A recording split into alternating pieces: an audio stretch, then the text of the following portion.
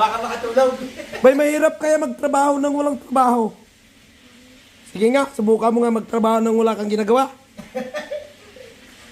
Ang labis na trabaho doon, bantayin mo sarili mo at baka makatulog. Walang trabahong tamad.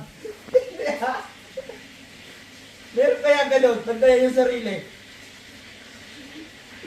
Napakahirap magtrabaho ng ganun Yung trabaho ka nga, pero wala ka namang ginagawa. O ikaw nga magtrabaho ng ganun. Bantayan mo yung sarili mo. Nalulubat na nga yung cellphone ko sa kasilpon. Binabantayan ko sarili ko kung anong gagawin ko. Utosan ko yung sarili ko, wala naman ang gagawin. Trabahong New Zealand. Saan ka pa niyan? Tapos nakasahod, 300,000. Sana all may 300,000. Yaman na sana ako.